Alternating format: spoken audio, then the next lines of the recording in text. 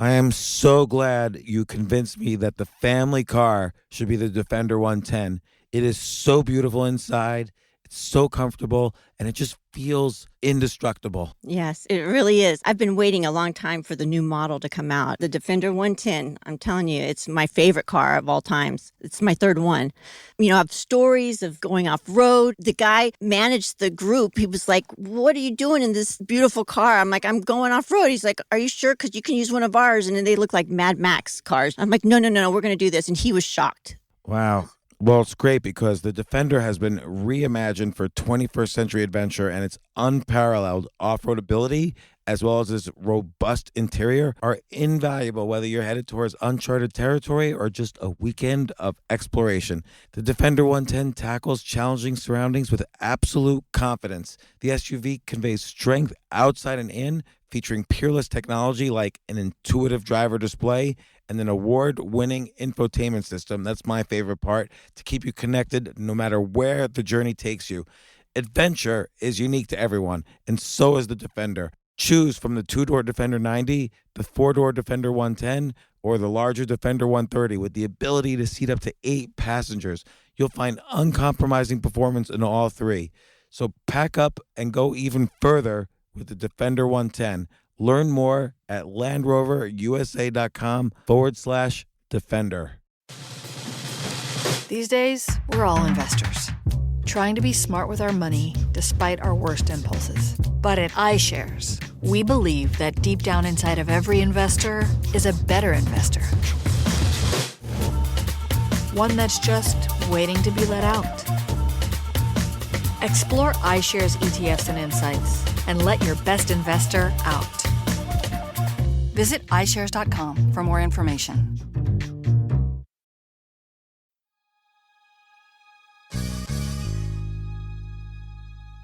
This was one of the most useful podcasts that I've ever done. It's with Andrew Huberman, the neuroscientist, all about the neurochemicals in your brain and how to maximize them during the different times of day so you have an optimal brain day.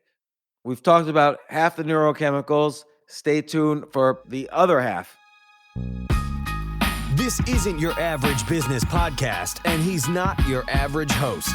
This is the James Altucher Show.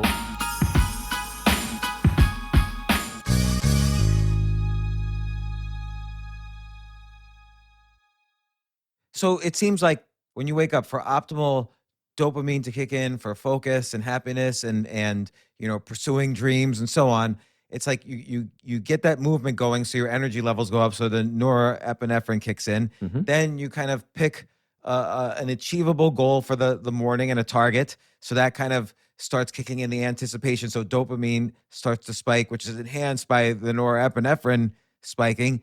Then if you also kind of maybe skip breakfast, have a cup of coffee, take L-tyrosine, that further enhances the dopamine. So now you're all ready to go, for those morning goals, maybe, day goals or whatever. Yeah, and I don't recommend people take L-tyrosine every day. I think you're better off doing it with behavior and behavioral stuff and nutrition. You have to eat every day. So the supplementation, I think, is for occasional use. Now, and there's some warnings on those labels if people are already taking antidepressants and stuff. But for occasional use, I find it to be useful. Now, the one thing I just want to mention, and I might reference an article that I published with a former SEAL team member by the name of Pat Dossett. We had an article in Fast Company about, it was more geared towards how to deal with stress. But the first point that we made in there was one that if you're feeling stressed, because sometimes being in forward action, you're caffeinated, you slept well, you're in action, can make you feel stressed and you're having a hard time focusing. The way you focus is by training the focus system. And the way you do that is by setting your sights on an immediate goal and a horizon that's close in that you can accomplish. And it can be an even trivial one. It can be, look, I'm going to make my cup of coffee. I'm going to sit down. I'm going to take care of 4 email, and that's it.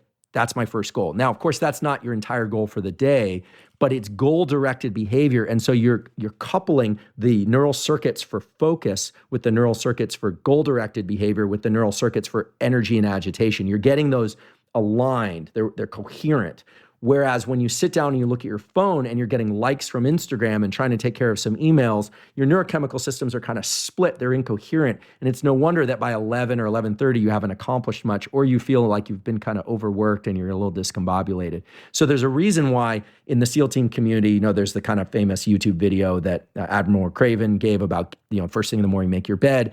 There's a reason why in those communities, and all military communities for that matter, you have regular, predictable, tractable practices that you can accomplish first thing in the day. It's not necessarily just about the practice. It's not about having a well-made bed. It's not about making a cup of coffee. It's about you being in control of the control circuits, because you have these brain circuits that are involved in controlling yourself and setting blinders on yourself when you need to and moving forward towards those goals.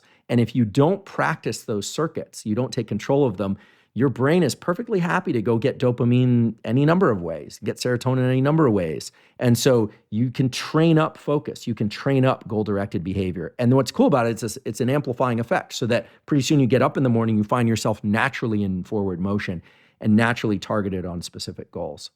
So this suggests a lot of behaviors. Like, for instance, if you find yourself just glued to the computer, I don't know, programming or writing an article or whatever, you're sort of saying, hey, take a break every now and then so you could move or, get some forward motion, so you at least keep the norepinephrine up there, which keeps the dopamine still up there. Yeah. There's some good evidence that for work, we want to do 90-minute, what are called ultradian cycles to distinguish them from circadian cycles, that, working for 90 minutes, then the brain its attentional mechanisms tend to need a little bit of a rest, and then going back to things. There's the Pomodoro technique of, I think it's, bouts of 20 minutes with rest. There are a bunch of different ways to chunk your effort. But I would say, whatever allows you to focus well on a particular goal and move toward that, pick that goal deliberately and move toward it. And it's very normal to have some what I call mental pop-ups for, pop-ups in your mind to come about, or you think you need to look at your phone or maybe even do it, but to set that aside. And if you can do this, you will greatly enhance your ability to do this over time. So that's the dopamine system, in a nutshell, and how to lean into it. And then through the afternoon, what happens is cortisol and norepinephrine naturally start dropping off. That's why I recommend people get a little bit of sunlight towards the afternoon hours. Maybe that's a good time to get your exercise. It's really, I can't tell people when to exercise. If you start ramping up the dopamine system or drinking a lot of coffee late in the afternoon, that's fine too, right? But you might run into a problem where you're going to have challenges getting to sleep in the evening. And so as the day progresses, I don't know if now's a good time when we talk about serotonin and about rest, but as the day progresses, there are a couple things you want to do. You want to start pulling back on that dopamine and norepinephrine system. So obviously not drinking too much caffeine late in the day unless you really need to pull an all-nighter or something. But if you're planning to go to sleep that night, pulling back on that system. The foods you eat toward bedtime are really key. So serotonin is some people take 5-HTP, which is the immediate precursor to serotonin. You can take that in pill form. I don't recommend that for the same reason I don't recommend L-Dopa for dopamine. It's too close to the natural chemical serotonin. But there's a naturally occurring amino acid called L-tryptophan. This is what's present in turkey and in complex carbohydrates like pastas and rices and things like that, that is a precursor to serotonin. And so this is why many people find it useful to eat the majority of their complex carbohydrates late in the day. This runs against a lot of advice people have heard, but late in the day to promote the secretion of tryptophan and help them transition to more relaxation and sleep, and to eat more of that. So I personally eat low carb during the day, and then I eat my carbohydrates at night because it allows me to relax and sleep. And I don't tend to eat breakfast. I don't tend to eat in the morning. So the L-tryptophan really helps calm down. Now, there are a few other things that can really help improve sleep. And I want to just point to a couple of things that people probably are already doing that are not good, in my opinion. Again, this is just my opinion. First of all, I am not a fan of people taking melatonin. Melatonin is a hormone that was designed to be released at night, and it helps the transition to sleep. And I think Matt Walker in his book, Why We Sleep, also talks about melatonin and some of the potential hazards with melatonin. Melatonin's primary role in development is to suppress puberty. It's the reason why kids don't go into puberty until a particular age. They have chronically high melatonin. Okay. So That's funny. I didn't know that. Yeah. And so if you take melatonin at night, what happens to you? Well, it's, humans, their reproductive system can override a lot of these hormonal changes, but it's probably not great for the reproductive hormones, testosterone in men and estrogen in women. It's going to throw that off. All these hormones are in communication with one another. So this is why I'm not a fan of melatonin. But also melatonin promotes the transition to sleep, but it won't keep you asleep. And so a lot of people take melatonin, they fall asleep, and then they wake up at 2:30, 3 in the morning. There are a couple things that can enhance sleep or the ability to get to sleep. So carbohydrate-rich foods, things like turkey and white meats are going to be the proteins that, ideally you'd eat late in the day if you want to rest. Things that are in the supplementation world that I take, or for instance, I take something called L-theanine, L-T-H-E-A-N-I-N-E.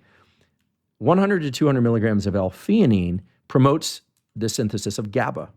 And GABA is what's required to shut off the forebrain so that you can fall asleep. So theanine, I should just one warning: if you're a sleepwalker, theanine can give you very vivid dreams, and so might not be great for sleepwalkers. But there's theanine, and then a compound called magnesium L-threonate, L-T-H-R-E-O-N-A-T-E. It's a specific type of magnesium. You can look on examine.com. There's some evidence that it's neuroprotective, so that's good, but it really increases levels of calm and increases GABA and allows you to access more and better slow wave sleep. And I think in the last year, I've recommended that combination to through my consulting work to hundreds, but to a couple dozen people outside of that who have serious insomnia, and all of them tell me that they're just so happy that they're finally able to fall asleep and sleep well. And these things are not sleeping. Magnesium threonate and L-theanine. And some people throw L-tryptophan into the mix because you can buy that. I've never tried L-tryptophan. I don't tend to use that. Some people will take a little bit of glycine, which is another neurotransmitter that promotes glycine. It's glycine, which is an inhibitory neurotransmitter, tends to shut down brain activity a little bit. Glycine's a little bit of a tricky one. I recommend if people are already staying off bright lights in the evening, because that's the one I should have mentioned. Try not to surround yourself with bright lights in the evening, especially bright overhead lights. The cells in your eye that wake up the brain, that wake up your body, are in the lower half of your retina to view the upper visual field because they want to view the sun. In the morning, you want to get a lot of that light above head, overhead, or sunlight into your eyes, and during the day. But in the evening, if you have lights at home, try and keep them low in the room physically. If you have overhead lights, try and dim them. And I'm not too paranoid about blue lights, but you really don't want to get bright light exposure between the hours of 11 p.m. and 4 a.m. I think we talked about this a little bit last time because it can really mess up the dopamine pathway, can mess up sleep. But L-theanine and magnesium threonate, that combination is really good. And if you are really an aficionado of this stuff, you could throw something into the mix called apigenin, A-P-I-G-E-N-I-N, 50 milligrams of apigenin. And it's really a derivative of chamomile extract. It's like if you read your kids' books, it's when Peter Rabbit snuck into Mr. McGregor's garden, ate all the chamomile and fell asleep, right? And then woke up and Mr. McGregor was back in his garden. Chamomile tends to make us a little bit sleepy. And so those three things together, when I take those, I feel like I got clubbed over the head in a good way. And I wake up feeling great and I sleep really well. And for years, I was waking up at 4 in the morning, having trouble falling back asleep. Again, check with your doctor, but these are natural compounds in high potency. These are not. What time do you go to sleep at night? So I'm bad about this. I'll be honest, James. I'm really alert and awake early in the morning. In the afternoon, my brain doesn't tend to work that well. I like to take a nap and relax. And then I tend to stay up till about 11, sometimes 12. If I go to bed at 10 o'clock, I wake up at 3 in the morning ready to go, but I rarely get to sleep at 10. I just figure a lot of great things in life happen after 10 p.m. And so I like the way my mind works between 10 p.m. and midnight. It's different than the way my mind works in the morning. It's a different kind of it's a little bit more non-linear operations, but sometimes that's good. And so I use this, I use the naps and I do a practice called Yoga Nidra. I think I mentioned it last time, but where you lie down and just listen to this script once a day. That helps me fall asleep when I need to. It helps me recapture some rest that I didn't get during the night. So I tend to go to sleep around 11, 11:30, and I wake up around 6:30. And I could probably use a little bit more sleep. I generally wake up feeling a little bit groggy, but once I get into motion and I start going, I'm good until about 3 or 4 in the afternoon. And then I need a break. So you mentioned, like for serotonin, you mentioned you don't take L-tryptophan. Maybe you have, some complex carbs and so on, and that triggers or nuts, and that triggers the L-tryptophan. But do you do anything else to boost your serotonin? Okay, so meat and nuts are good for dopamine and norepinephrine, and a molecule I haven't talked about called acetylcholine, which is good for focus.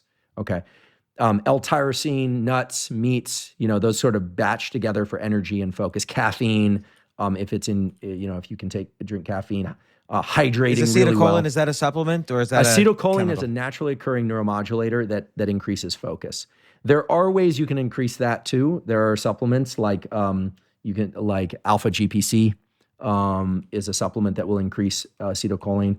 But so and then for the serotonin pathway, it's complex carbohydrates, white meats, like turkey in particular, apigenin, theanine, and magnesium threonate.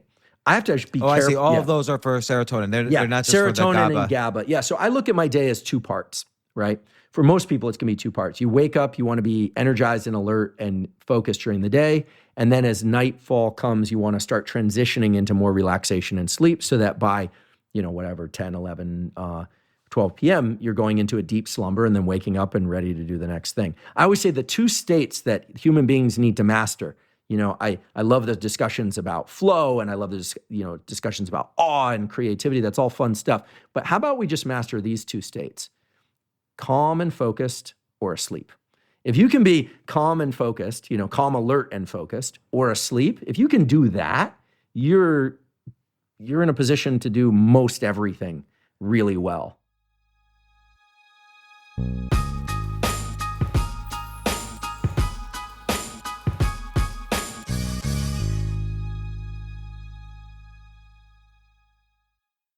You know what I love about fantasy sports is that even though I'm not going to be a great basketball player or a baseball player or a football player or whatever, I feel like I get to participate and make decisions and use my knowledge of these different leagues or these different sports to compete.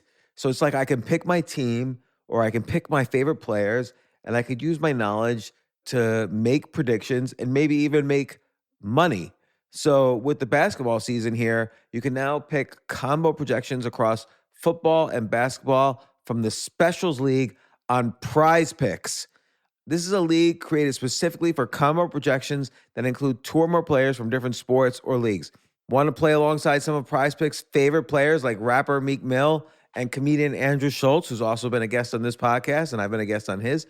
You can now find community plays under the promos tab of the app to view entries for some of the biggest names in the Prize Picks community each week. Look, Prize Picks even offers a reboot policy so that your entries stay in play even if one of your players gets injured. For football and basketball games, if you have a player who exits the game in the first half and does not return in the second, that player is rebooted. Prize Picks is the only daily fantasy sports platform with an injury insurance policy. What? So, I love playing it. I love anywhere where I can use analytical ability with my interests to demonstrate some skill and maybe make some money. And I like the game-like aspect. I do wish they had chess as a category on prizepicks.com, but I'll settle for what they've got. Maybe I should make my own fantasy chess league. But in any case, I love Prize Picks. Go to prizepicks.com/James. Use code James for a first deposit match up to $100. That's the easiest $100 you're ever going to make. So that's prizepicks.com/James and use code James. Daily fantasy sports made easy.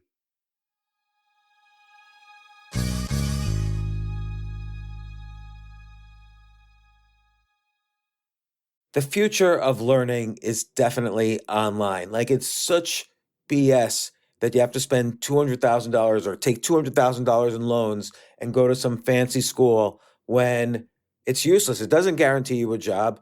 Most employers, including me, do not care about degrees or grades or anything like that. We want to care that you love what you're doing, that you know what you're doing, in some cases that you have experience or that you're willing to learn. But people in general love learning and are curious. Like the key to success is curiosity. And I think masterclass.com is the perfect model for online learning. I'm really happy they're sponsoring this episode. If you're going to give a gift, give the gift of learning. Masterclass makes a meaningful gift this season for you and anyone on your list, because both of you can learn from the best to become your best, from leadership to effective communication to cooking. Let me tell you some of the classes I've taken. I've taken comedy from Steve Martin. I mean, can you believe I can take a class from Steve Martin on comedy, or Judd Apatow, my favorite comedy director? I could take an actual class from him on writing. Wolfgang Puck on cooking. Dan Brown on writing, or Judy Bloom, who's been on this podcast, on writing. By the way, Wolfgang Puck also has been on this podcast. It's such a pleasure. I try to take classes all the time from masterclass.com. And whether you're watching Masterclass on TV or listening in audio mode in the app or on their site, the quality speaks for itself. It's like these Masterclass instructors are your own personal mentors that are going to help you reach the next level. How much would it cost to take one-on-one classes on comedy from Steve Martin or on chess from Gary Kasparov? You just wouldn't be able to do it. But it would cost hundreds of thousands of dollars. With a Masterclass annual membership, it's $10 a month. Memberships start at $120 a year for unlimited access to one-on-one classes with all 180 plus Masterclass instructors. So it's not just $120 for one instructor. You get all 180 plus Masterclass instructors. Boost your confidence and find practical takeaways you can apply to your life and at work. And if you own a business or are a team leader, use Masterclass to empower and create future-ready employees and leaders. That's the real education in today's world. So this holiday season, you can give one annual membership and get one free at masterclass.com/JAS. JAS, of course, stands for the James Altucher Show. So right now you can get two memberships for the price of one at masterclass.com/JAS. Masterclass.com/JAS. Offer terms apply.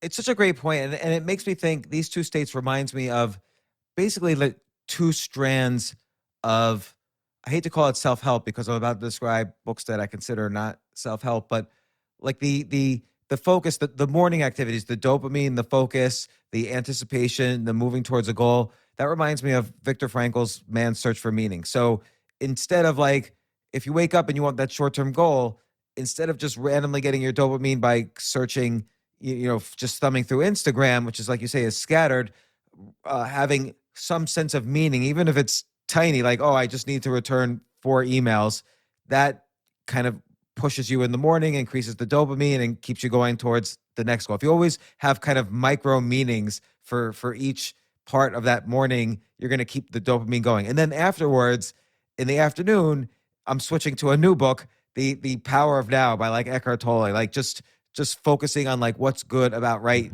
now, kind of is this serotonin thread of self-help. Yeah. Ram Dass, be here now. Wherever you go, there you are. And then on the other side, you've got, I love the contrast because I know David, we've done a little bit of work together, like David Goggins, like Can't Hurt Me. It's all about like, David's a master of driving himself toward goals regardless of how he feels internally. I mean, and I'll tell you from knowing him a bit, he is every bit as intense and every bit as goal-driven and focused and disciplined as he comes across. That's not a persona that he's created. That's him. And so you've got these, and in Eastern medicine, they might call it yin-yang. And, in the Bay Area, we might call it, for the San Franciscoites, you'll know what this means, but we might call it like Mission Marina. I don't know what they call it in New York, but it's these different personalities that are more about the here and now and being relaxed, or more like hard driving and in pursuit.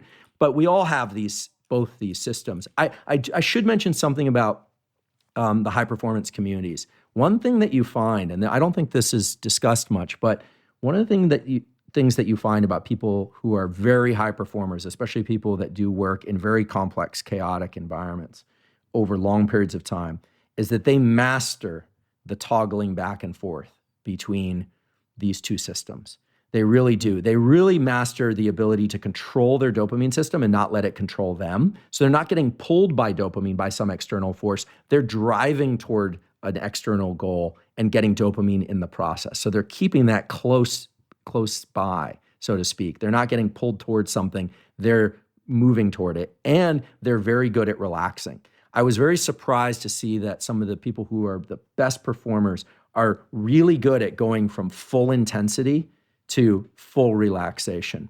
Let me ask you a question. Like, have you seen? This is going to sound out of the blue, but have you seen all the Star Wars movies, like the prequels? So I saw the first 3 of my generation. I didn't see the subsequent 3 that I'm told were the early ones. I sort of can't get past the switch up in the format. I grew up on Star Wars, Empire Strikes Back, Return of the Jedi. Like those are those the ones you're referring to? No, there's this one scene in the very first one, I forgot what it's called now, where one of the Jedi's having like this intense lightsaber battle against one of the bad guys, and then a door shuts between them, like an automatic door, and he has to wait for 5 seconds. And so he instantly just like goes down on his knees, closes his eyes, and appears to be meditating. And then as soon as the door opens up again, he jumps up and starts fighting with the lightsaber again. And it sounds like that's the toggling between dopamine and serotonin, but very quickly. That's right. And if you can learn to master the transitions between these systems, you can see an outsized effect on performance and relationships in your life, right? I mean, you mentioned self-help and the high performance world and all these business books. A lot of them, business wellness type stuff, is really about trying to amplify one or the other set of circuits. Whereas I really feel that when you look at true high performers, they have great careers and healthy relationships. That's why I referenced, Don Kennedy early on. Incidentally, Don was a runner. He used to get up every morning and run. You find that people, they learn how to tap into both of these and switch back and forth, right? It's not just about being in one mode or the other. Because I confess, I grew up in the Bay Area, and I've been down to Esalen, and it's beautiful and all this stuff. And I've done a couple meditation retreats. But the fact of the matter is, I was never interested in just sitting and being still for endless amounts of time and then going back to work for endless amounts of time. Ideally, you do this on a day-to-day basis or even across the day. I have a trough in the middle of my day where I try and get into non-thinking, non-speaking, non-doing for maybe 10 minutes. That's what Yoga Nidra is really about. So that in the evening, I get a second round of high focus work because that's just the way my life's organized. I can lean back into training or intellectual work in the same way, the same intensity and focus I could early in the day because I put a trough in the middle and then I go to sleep. And so you don't have to do this across the lifetime. You see so many people just go, and then crash. And then they learn how to do this and maybe they disappear and come back. You want to do this across the 24-hour cycle every day. And sometimes more and sometimes less of one or the other. Like when do you let your gratitude practice kick in? Is it when you're making this transition from morning to afternoon or is it throughout? My gratitude practice. This is related to serotonin. The gratitude practice is definitely related to serotonin. It might tickle the dopamine system a little bit, but the gratitude practice that I really try and incorporate is toward the end of the day. I really try and, focus on what went well, what I've got, the fact that, I'm here. Fortunately, I don't have COVID-19. Fortunately, I'm still employed. All these things that I can really be grateful for. I really try and just spend 1 to 3 minutes thinking about that.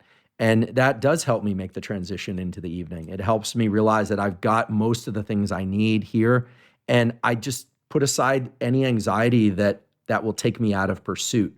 In fact, once you realize this kind of yin-yang, let's just call it that, of the dopamine system and the serotonin system, you start to realize that it's the ability to engage the serotonin system, the ability to deliberately disengage the goal-directed, outward-facing behavior and mindset that's going to allow me to re-engage that at a heightened capacity the next day. It's really mental recovery. It's really about shaking off that extra. I have a friend from the SEAL team community who calls it residue. You need to shake off the residue if you want to be able to recover and lean back in. And oxytocin, is that so tied up with serotonin that you don't have to think about it, or is there extra practices you could do for oxytocin? So oxytocin is an interesting one. Oxytocin is really about long-term pair bonding. It's so, the after sexual intercourse is one time when oxytocin is flooding the brain in men and women. This ensures some level of scent exchange. We're still very much scent and pheromonally linked animals, even though we don't often talk about that. It encourages those bonds so that you recognize that person's smell and other features of their chemical biology later, even when you're not reproducing. It's Mother Nature's little trick, and it's a nice trick in most cases. It's Mother Nature's little trick so that creates warmth and familiarity, and it really has the effect of neuroplasticity. It starts to rewire the circuits that make you feel safe. And it, in particular, makes you feel safe in the presence of that person, AKA those chemicals. And babies, and mothers and babies in particular, but also fathers and babies, the oxytocin system is really ramped up, and babies are naturally in a heightened state of plasticity so that their feelings of safety are naturally linked to that parent, which is really a chemical relationship at that point. And so is there anything I should do during the day to kind of kick the oxytocin stuff in? And, particularly now we're moving into maybe we're moving into a new normal where people aren't going to be in as much physical contact on a daily basis. No more shaking hands, no more hugging. Yeah. The oxytocin system is one that really requires some stillness and pause. It's not a fast system. The dopamine system, as I mentioned before, like with humor, you get a quick shot of dopamine, or you're doing lousy, and all of a sudden, maybe if you're into markets, because I know you know a lot about markets, all of a sudden you see an inflection, like ooh, and all of a sudden your alertness goes up and you're cued to it. That's dopamine. That's norepinephrine. The serotonin system is more like if someone comes in and puts their hand on your shoulder, kind of leans down and maybe gives you a peck on the cheek, and you're like, oh, that feels good. And like, okay, I feel the oxytocin system is going to be more like you took a walk with your spouse or your significant other. You held hands. Maybe you just sat together, or you sat with your child and played a game. And in the back of your mind, you're thinking, wow, this is amazing. Like he or she is growing up, and you're feeling a lot of those chemicals flood you. Again, you can take deliberate action for these. Now, there are folks out there that are using oxytocin nasal spray. This is a real thing. I've never tried this, and I don't recommend it. Because a lot of it is through the olfactory system, that are using oxytocin nasal spray to try and increase pair bonding. I hear rumors. Trust me, I only hear the rumors. I've never been around this, but I hear rumors of people stacking oxytocin with ecstasy to try and create bonds between people. I don't recommend going that route. I think oxytocin and the oxytocin system is best engaged through natural behaviors. Evolution did a good job with this. I can mention, I'm not, I don't work on this, and I don't do it myself, but the ecstasy, since I mentioned that drug, is a very synthetic compound. It doesn't match any of our natural biology, and it's designed to trigger increases in dopamine and serotonin simultaneously, so that you strongly reinforce the pursuit of whatever things are happening in that immediate environment. It's like a tight loop, whereas between dopamine and serotonin that normally doesn't exist. And there's some very interesting clinical trials that are happening right now with MDMA for intractable depression, and for other stuff done by the MAPS group and done out at Johns Hopkins. So it's going to be really interesting to see what the results of those are. But that's a very synthetic, artificial situation. It's like cocaine and marijuana at the same time. It's sort of like, maybe people do that, I don't know. But it's not a place to dabble and play games. It's definitely something that should be done in clinical trials. But I just mention it because it's happening. It's kind of interesting because it reflects this discussion. Well, what's great is I feel from this discussion that I understand now so much better, not only dopamine and serotonin, but all the practices to put in place, both with how the neurochemicals work, what activities trigger them, what supplements might enhance them, what periods of the day they work better in. If I follow this regimen that you've described on dopamine, for instance, how close is that to, let's say, someone who takes a nootropic or Adderall or something? Yeah, I'm glad you brought this up. There was an article that the BBC published. They contacted me about nootropics and asked about smart drugs. And I think we need to be really careful with the discussion about smart drugs or nootropics as they're called, because let's think about physical exercise just as an example. There's strength, there's endurance, there's flexibility, There's explosiveness and there's mobility. In the realm of smart, you've got creativity, strategy development, strategy implementation. You've got linear thinking, nonlinear thinking. There's no drug right now that can tap into each one of those states separately. I will use this as a moment. I have a book coming out in early January that talks about the states of creativity and focus and some of these other things and tools to access them. But right now, the nootropics that I'm aware of, they will increase focus and alertness. They have things in them that will do that, but they won't specifically tap into certain kinds of mental operations. And so a lot of them have the things that I've discussed here. They have things like L-tyrosine or hordenine or other things. I haven't talked about hordenine, but things that are designed to increase blood flow, increase norepinephrine, and increase the dopamine system. When I look at most of the formulations that are out there, I confess I don't like them. They have things like mecunapurines, which is L-dopa, which I'm not a fan of people taking. I feel like so far I have not seen the really killer nootropic that taps into these things in the right ways. And I see a lot of experimenting, but it's nothing that really kind of grabs my attention in a positive way just yet. But sorry, you had another question. But like Adderall, compare this regimen with Adderall. So Adderall, so I went to college before Adderall, but now I've heard some colleges have banned Adderall. I think Duke has banned the use of Adderall, except for people that really need it for ADD. So it's interesting. So Adderall was developed as a drug to treat ADD because the forebrain circuits that are very tightly linked up with the dopamine system, those circuits, so for focus and alertness and attention, in kids that have attention deficit, by giving them Adderall, it turned on those circuits and made them hyper-focused. And because kids are in such a state of heightened neuroplasticity, it made the focus circuits stronger, okay? So for adults that have trouble with focus, Adderall is likely to just increase norepinephrine and dopamine, so it has a kind of similar effect, but it's almost, it has the potential for abuse and for addiction because it's very intense.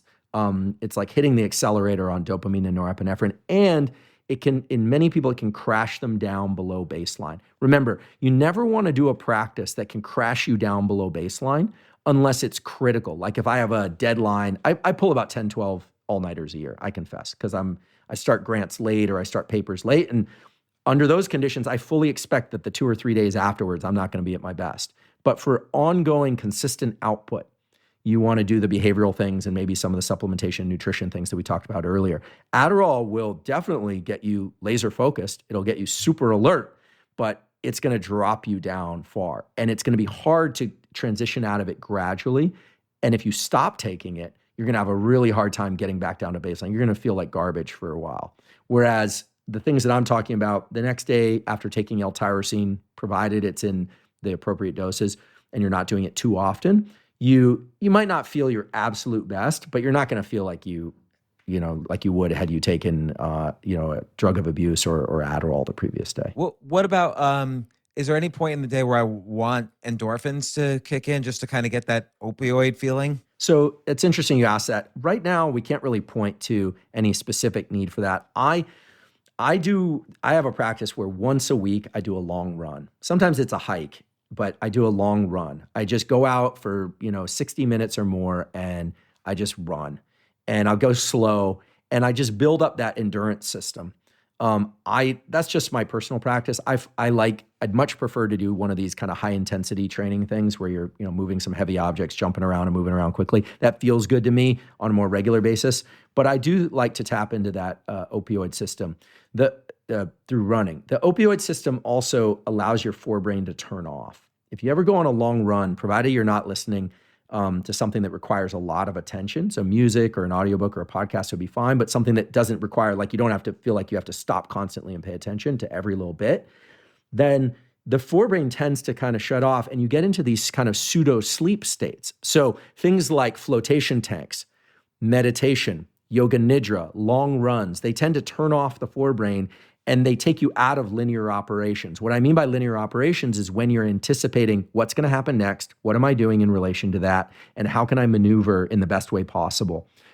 Just as an example, it used to be that going to the store to buy groceries was a kind of, you could be on the phone. You were kind of it was almost like a little bit of a dream. You're grabbing things off the shelf. You're kind of looking at things. You move through. You might talk to somebody or not. Now it's all hyperlinear, right? It's that like you have to pay attention to where other people are, wait your turn in line. Do they have a mask on? Are they coughing? Or did they touch something? And then you don't want to be in constant mode of linear operations, no matter what they are, because they're taxing. You want to devote those linear operations to the things that matter most to you, the big builds in your life, the big business builds, the big, creative builds. So in general, a long run for me is my mental reset to kind of turn off my forebrain and allow me to shift back into the week. That's why I do it on Sundays. Yeah, I think this is a great guide overall to kind of how to manage the different mental states and stay in control of them rather than them controlling you.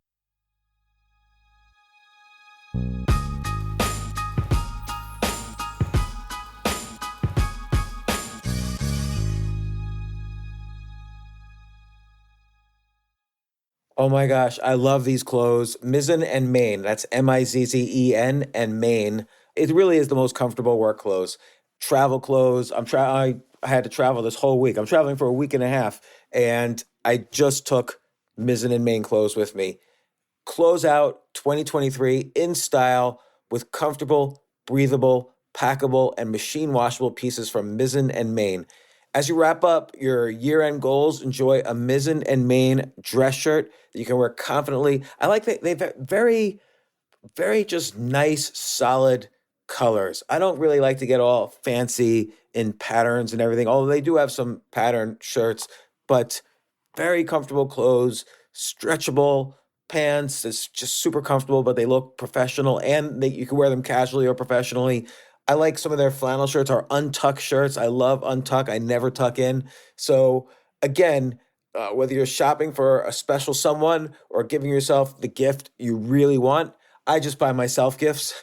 Mizzen and Main is the perfect gift for any guy who works, travels, and or cares about looking and feeling great. As you could tell by my many photos across the internet, I care about looking fantastic. I'm practically a model. And let's be honest, every guy loves to look great. So again, shop now at mizzenandmain.com and save 20% when you spend $130 or more using promo code James. That's promo code James at Mizzen and Main, Mizzen and Main.com.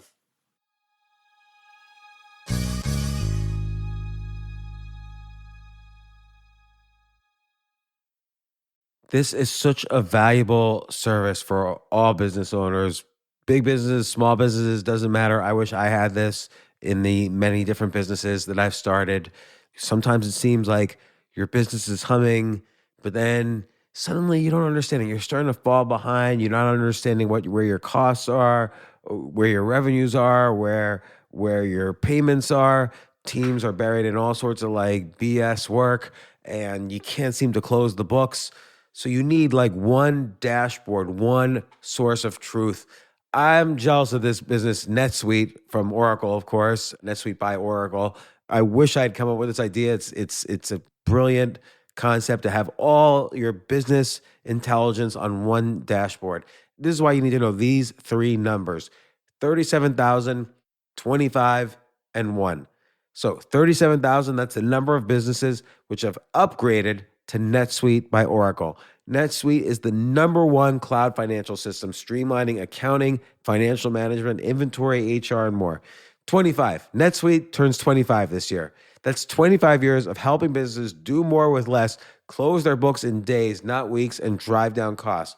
1, because your business is one of a kind. So you get a customized solution for all of your key performance indicators, your KPIs, in one efficient system with one source of truth. Manage risk, get reliable forecasts, and improve margins. Everything you need to grow all in one place. So right now, download NetSuite's popular KPI checklist designed to give you consistently excellent performance absolutely free at netsuite.com/James. That's netsuite.com/James to get your own KPI checklist. netsuite.com/James.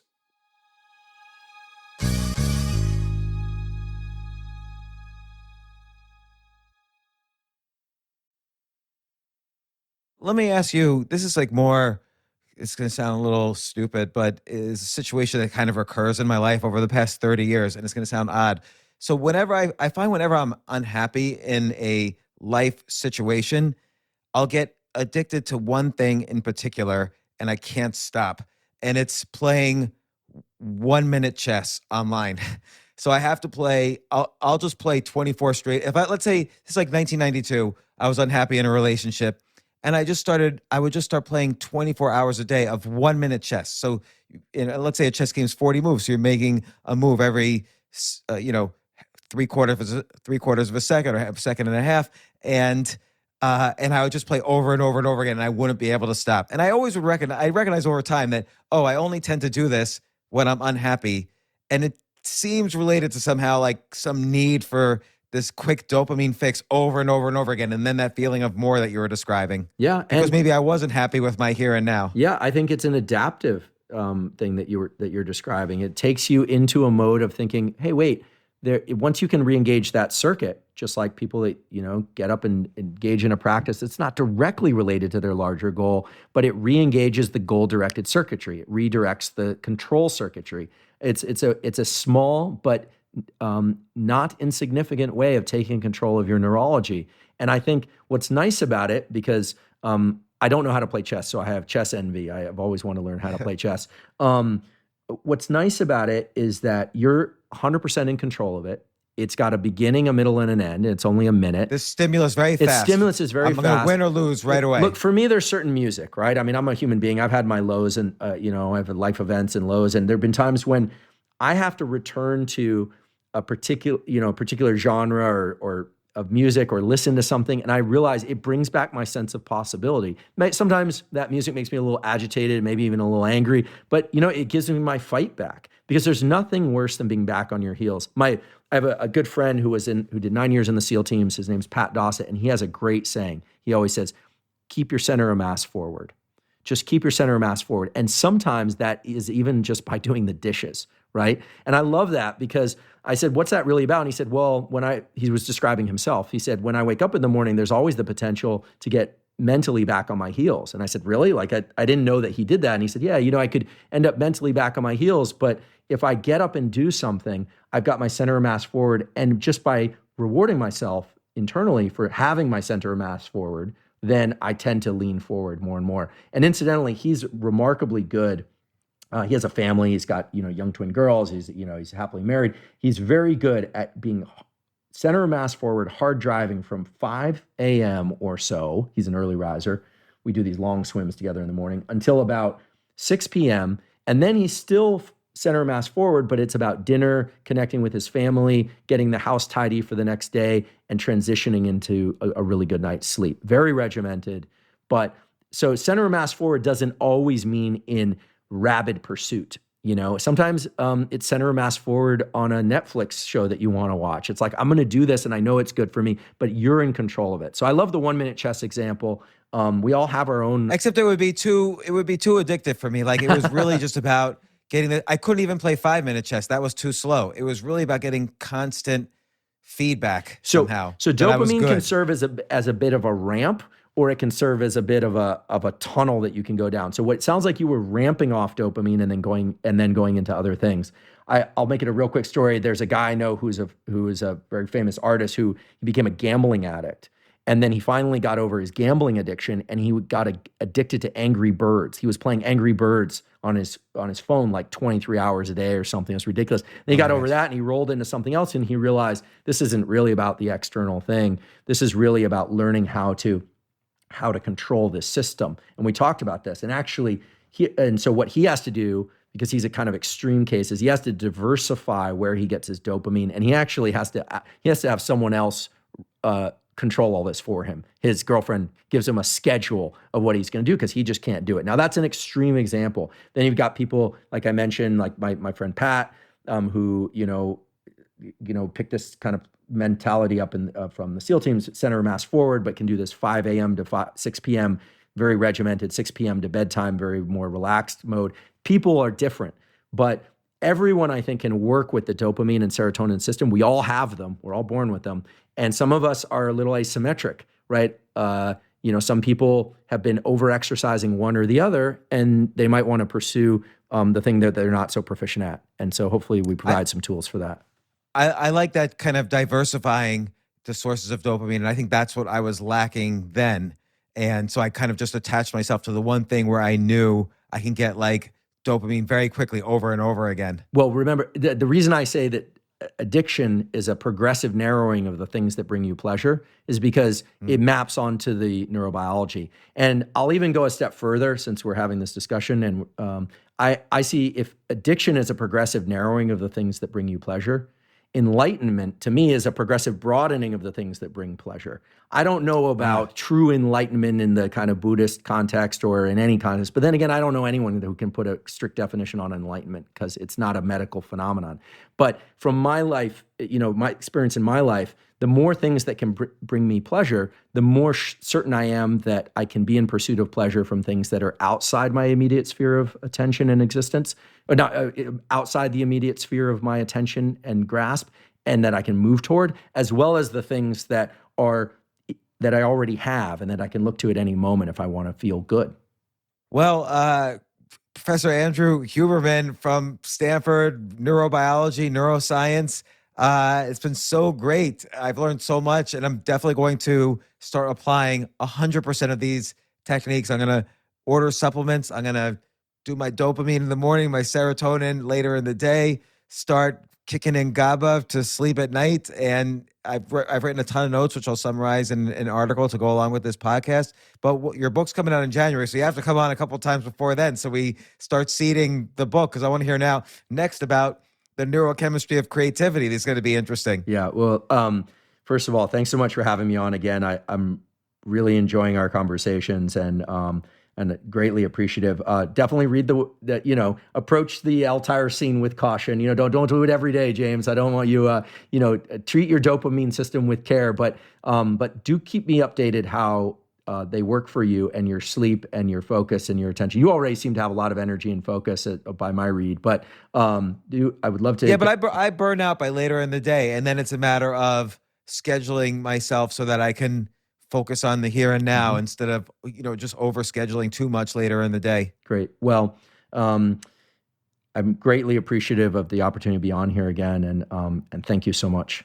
Yeah, Andrew, thanks so much, and let's talk soon.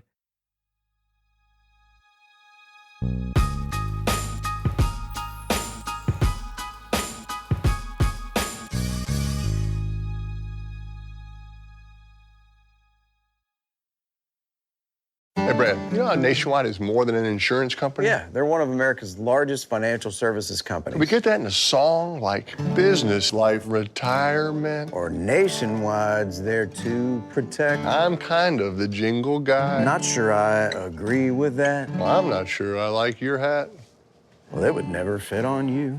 Products issued by Nationwide Life Insurance Company or Nationwide Life and Annuity Insurance Company. The general distributor for variable products is Nationwide Investment Services Corporation, member FINRA, Columbus, Ohio. It's time to save. Clear the Rack is on at your Nordstrom Rack store. For a limited time, take an extra 25% off clearance. All sales are final. Hurry, shop this sale at Nordstrom Rack today. Please see nordstromrack.com or ask a store associate for details.